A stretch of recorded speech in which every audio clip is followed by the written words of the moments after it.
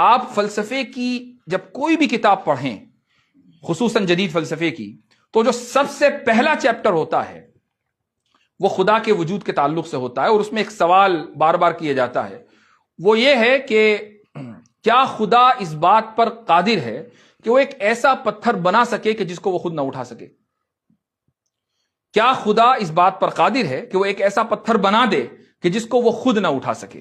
اب عام طور سے لوگ یہاں پھنس جاتے ہیں، اگر وہ یہ کہیں کہ قادر نہیں ہے تو خدا کی جو قدرت کاملہ ہے اس کا انکار لازم آتا ہے، اور اگر وہ یہ کہیں کہ قادر ہے تو اب اللہ رب العزت کے عاجز ہونے کا مسئلہ آتا ہے کہ بھئی اس نے ایسا پتھر بنا دیا کہ جس کو خود نہیں اٹھا سکتا، اس کا مطلب وہ عاجز ہوا۔ تو اب یہاں جو جدید فلاسفرز ہیں وہ لوگوں کو پھنسا لیتے ہیں۔ ایسے بہت سے لوگ ہیں مسلمان کہ جنہوں نے فلسفے کی کلاسز لیں اور چند ہی دنوں میں وہ ایتھیسٹ بن گئے، چونکہ ان کو لگا کہ ان سوالوں کا کوئی جواب نہیں ہے اور کوئی جواب مذہب نہیں دے سکتا، لہٰذا بہترائی یہ اس میں ہے کہ ہم مذہب کو چھوڑ دیں اور ہم اس نظریے کے قائل ہو جائیں۔ کتنی ہی بڑی تعداد مسلمانوں کی ایسی ہے کہ جو اسکولوں اور کالجوں میں جا کر ایتھیسٹ بن گئی۔ ایک واقعہ میرے ذہن میں آیا، وہ بھی سنا دوں کہ چند ماہ پہلے میں امریکہ کے ایک شہر میں جمعہ کے موقع پر خطاب کر رہا تھا، تو میں نے اس موقع پر ڈارونزم جو نظریہ ارتقاء ہے اس کی تردید کی اور اس کے خلاف دلائل دیے۔ تو ایک اسکول کا اسٹوڈنٹ جو غالباً 11ویں یا 12ویں جماعت کا طالب علم تھا، اس نے تقریر کے دوران ہاتھ اٹھایا، اور جب میں نے اس کو نہیں دیکھا میں نے اس کو اگنور کر دیا۔ جب اس نے دیکھا کہ مقرر صاحب نے مجھے اگنور کر دیا تو وہ کھڑا ہوا اور اس نے کہا کہ آپ جس نظریہ ارتقاء کا انکار کر رہے ہیں وہ غلط ہے، میں نظریہ ارتقاء کو ثابت کر دوں گا۔ چونکہ جمعہ کے خطاب کا موقع تھا اس لیے میں نے اس سے کہا کہ ٹھیک ہے، ہم جمعہ کی نماز کے بعد گفتگو کریں گے، لیکن فی الحال میں اپنی تقریر مکمل کر لوں۔ وہ یہ بات سن کر بیٹھ گیا۔ جمعہ کی نماز کے بعد اس سے کئی گھنٹے گفتگو ہوئی، اور اس کی تحریر بھی میں نے ایک سوشل میڈیا پر ڈالی تھی، کچھ لوگوں نے شاید اس کو پڑھا بھی ہوگا۔ اس میں اس شخص نے، اسکول کا طالب علم، اس کے نظریات اور عقائد سے ایسا لگا کہ وہ اب اسلام میں باقی نہیں رہا، حالانکہ مسجد کے اندر موجود ہے، جمعہ کی نماز پڑھنے آیا ہے، اس کی والدہ حافظہ قرآن ہیں۔ وہ کہنے لگا کہ میں اپنی والدہ کی وجہ سے ان کا دل رکھنے کے لیے مسجد میں آتا ہوں، لیکن مجھے تو شک ہے کہ اللہ موجود ہے یا نہیں، اس لیے کہ ڈارون نے بتا دیا کہ جو مخلوقات ہیں، جتنی بھی تخلیق ہوئی ہے، نیچرل سلیکشن کی بنیاد پر ہوئی ہے، خود بخود چیزیں وجود میں آئی ہیں، کوئی خالق نہیں ہے۔ تو اسکولوں میں اس طریقے سے تعلیم دی جاتی ہے، کالجز میں، یونیورسٹیز میں، کہ جس سے انسان الحاد کا اور دہریہ پن کا وہ شکار ہو جاتا ہے۔ تو کہنے کا مقصد یہ کہ فلسفے میں جو پہلا سوال آتا ہے وہ یہ کہ کیا خدا ایسا پتھر بنا سکتا ہے کہ جس کو وہ خود نہ اٹھا سکے؟ تو اس کا جواب، ایک شخص نے مجھ سے یہی سوال کیا ڈیبیٹ کے دوران، تو میں نے اس کو تھوڑا سا تفصیلی جواب دیا، لیکن یہاں میں مختصراً عرض کروں گا۔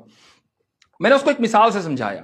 وہ مثال یہ تھی کہ خلق دراصل ایک فعل ہے، اور جس چیز کے اوپر خلق یہ فعل واقع ہو، جو اس خلق کے اثر کو قبول کرے، اسی کو ہم اصطلاح میں انفعال کہتے ہیں، اسی کو ہم اصطلاح میں تأثر کہتے ہیں۔ تو فعل گویا کہ فعل کا جو انجام دینے والا ہے وہ مؤثر ہے، اور جس کے اوپر فعل انجام دیا جا رہا ہے وہ متاثر ہے۔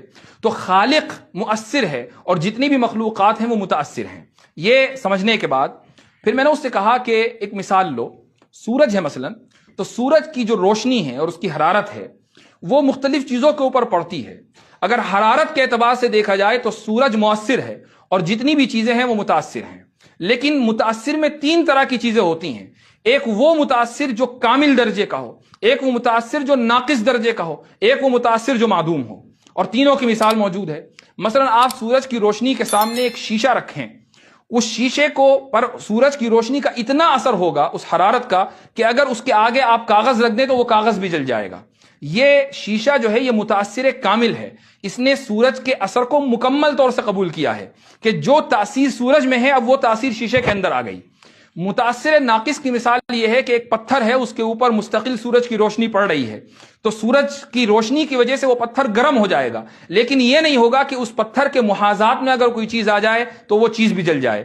یہ مثال ہے متاثر ناقص کی۔ اور ایک چیز ہے متاثر معدوم۔ متاثر معدوم سے اس کی مثال یہ ہے کہ مثلا ساؤنڈ ویوز ہیں، میں بول رہا ہوں تو ویوز کے ذریعے آپ تک میری بات پہنچ رہی ہے۔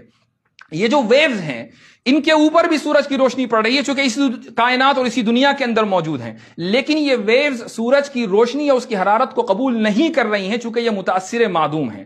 میں نے اس سے پوچھا کہ یہ بتاؤ کہ کیا متاثر معدوم کی وجہ سے یا متاثر ناقص کی وجہ سے مؤثر کے اوپر کوئی فرق آیا؟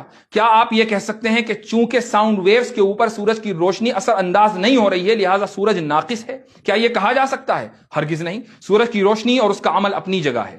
ایسے ہی خالق، ایسے ہی قادر، جو قادر مطلق ہے وہ مؤثر کامل ہے۔